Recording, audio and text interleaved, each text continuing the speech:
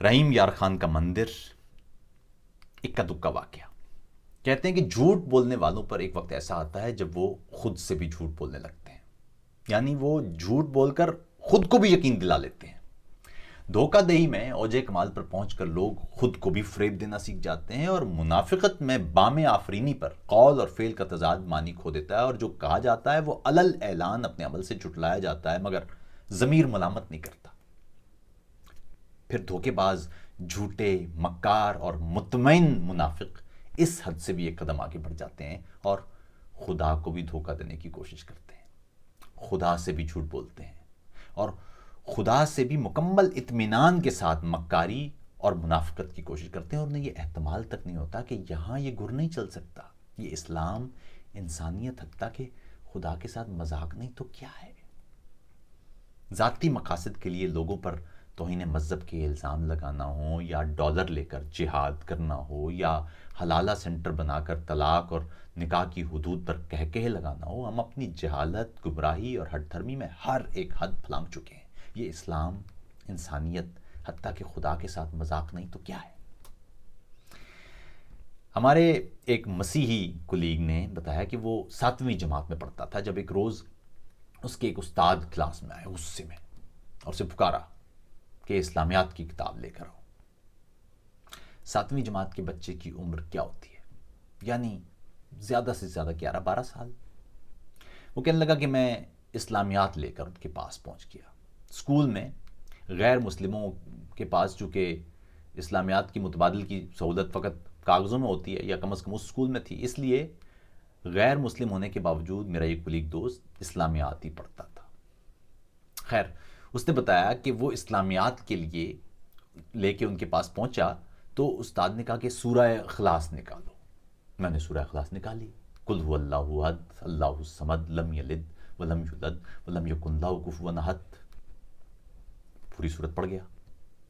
استاد نے کہا اس کا ترجمہ پڑھو۔ میں نے کہا جی کہو کہ اللہ ایک ہے، اللہ بے نیاز ہے، نہ وہ کسی کا باپ ہے، نہ کسی کا بیٹا، اور اس کا کوئی ہمسر نہیں۔ استاد کہنے لگا کہ جب یہاں خدا نے خود لکھ دیا ہے کہ اس کا کوئی بیٹا نہیں، تو پھر تم کیوں مانتے ہو؟ میرا کلیگ دوست کہتا ہے کہ میرے پاس اس کا کوئی جواب نہیں تھا، بس استاد کی طرف دیکھتا رہ گیا۔ 7ویں کے بچہ اس کا کیا جواب دے؟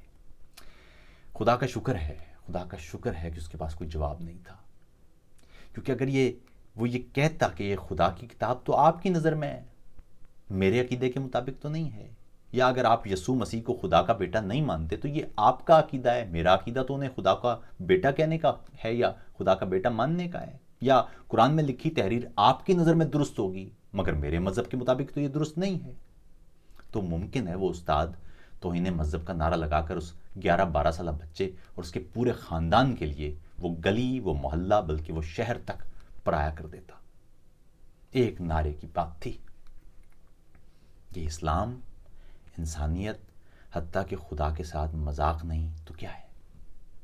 آپ نے اکثر دیکھا ہوگا کہ جب بھی ملک میں اقلیت کے حوالے سے بات ہو، مسلمان یعنی اکثریتی آبادی کے لوگ وہاں جمع ہو کر نعرے لگانا شروع کر دیتے ہیں کہ پاکستان میں اقلیتوں کو تمام حقوق حاصل ہیں، یعنی جو بات اقلیتوں کو لکھنا چاہیے اس کا جواب بھی اکثریت لکھ رہی ہے۔ یہاں اس وی لاگ کے نیچے آپ ملاحظہ کیجئے گا، اقلیتوں کے حقوق، یعنی اقلیتوں کے حقوق کو اس ملک میں حقوق حاصل ہیں یا نہیں ہیں، یہ بھی اکثریت بتائے گی۔ اقلیتوں کو حقوق حاصل ہیں تو انہیں لکھنے دیجئے، ان کی بجائے آپ کو کیوں کر لکھنا پڑ رہا ہے؟ اس ویلاگ کے نیچے کسی مسیحی، کسی ہندو یا کسی اور اقلیتی مذہب سے تعلق رکھنے والے نے اپنا دکھ لکھ دیا تو دیکھیے گا اس کے ساتھ کیا کیا جاتا ہے۔ یہ اسلام، انسانیت، حتیٰ کہ خدا کے ساتھ مذاق نہیں تو کیا ہے۔ کچھ روز قبل رحیم یار خان میں ہندو مندر کی تباہی کے مناظر آپ کی نگاہوں سے ضرور گزرے ہوں گے۔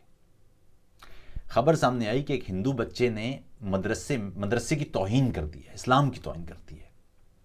اس کے جواب میں مشتعل جتھے نے ایک مندر کو برباد کر کے رکھ دیا، اندر مورتیاں توڑ دی ہیں، دیواروں کو نقصان پہنچا ہے۔ پہلا خیال یہ آیا کہ ہندو بچے نے مدرسے کی توہین کیوں اور کیسے کی ہوگی؟ سوچتا رہا۔ پھر وہاں اس سلسلے میں وہاں ایک وہاں مقامی ذرائع سے بات کرنے کا موقع ملا، تو جو کہانی معلوم ہوئی اس کو سن کے اور زیادہ افسوس ہوا۔ پتہ چلا کہ مسجد سے ملحق مدرسے سے ہندو بچے نے غالباً پانی پی لیا تھا۔ اس پر مقامی مولوی نے اس 8 سالہ ہندو بچے کو پیٹا، اس سے کہا کہ کیوں پیا اس نے یہ پانی، تو اس کی پٹائی کی تو اس کا پیشاب نکل گیا، اور اس کے ساتھ ہی نعرہ بلند ہو گیا کہ اس بچے نے اسلام کی توہین کر دی ہے مدرسے میں پیشاب کر کے، اس لیے اسے سزائے موت دے دی جائے۔ یہ اسلام، انسانیت، حتیٰ کہ خدا کے ساتھ مذاق نہیں تو کیا ہے؟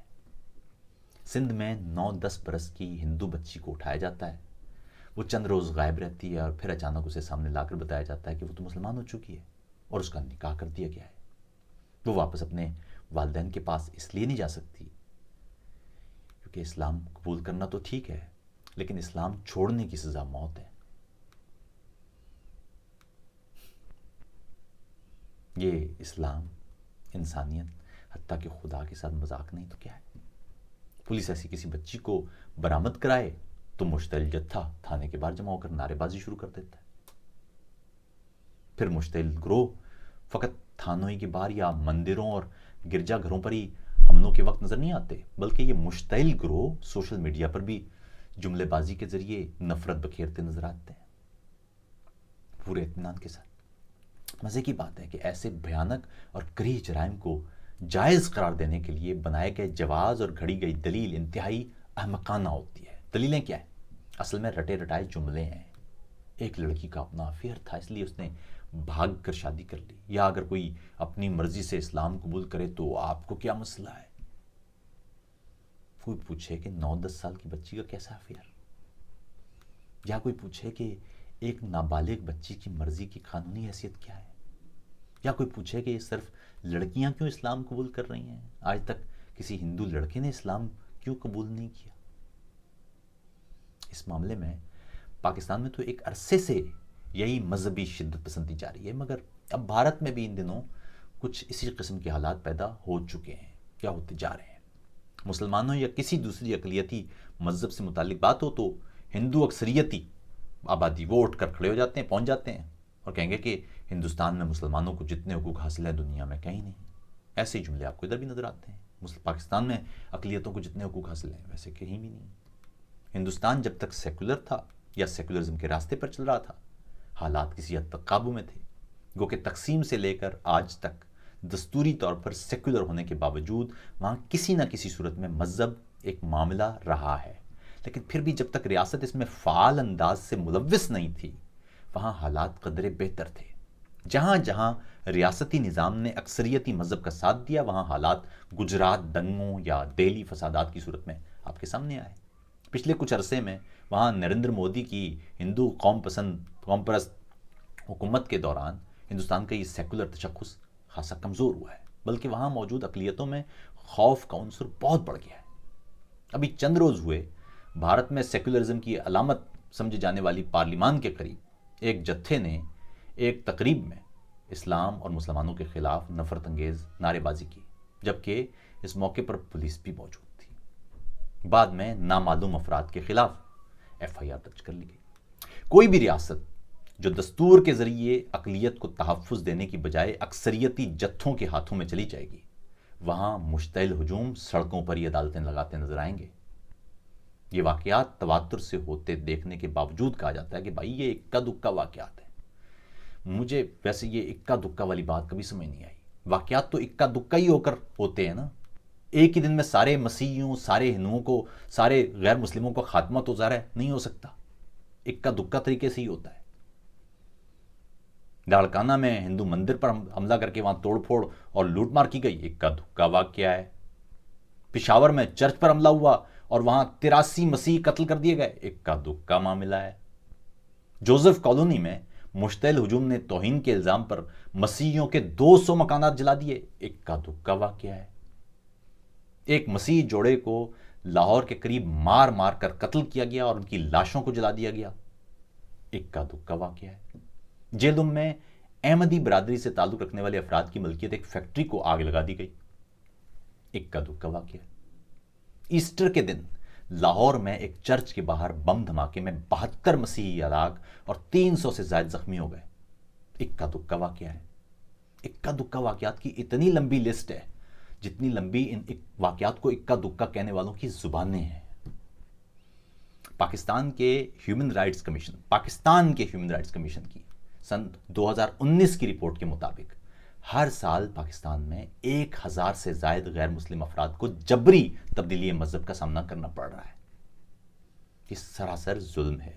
یہ اسلام کے بھی خلاف ہے، اخلاقیات کے بھی خلاف ہے، قوانین کے بھی خلاف ہے، انسانیت کے بھی خلاف ہے، حتیٰ کہ خدا کے بھی خلاف ہے. پاکستان اقلیتوں کو اتنا ہی ہے، یہ ملک یہ زمین اقلیتوں کی اتنی ہی ہے جتنا یہ ملک یہ زمین کسی مسلمان کی. پاکستان زندہ باد کے لیے جتنی محنت کسی مسلمان نے کی ہوگی کم از کم اتنی ان اقلیتوں نے بھی کی ہے. اس لیے اس ملک کی ترقی کے لیے یہ انتہائی ضروری ہے کہ اس ملک میں بسنے والے تمام افراد مذہب سے بالا تر ہو کر برابر برتے جائیں، حقوق کے اعتبار سے، شہریت کے اعتبار سے، امن اور سکون اور خاص طور پر عزت اور وقار کے اعتبار سے. اپنا خیال رکھیے.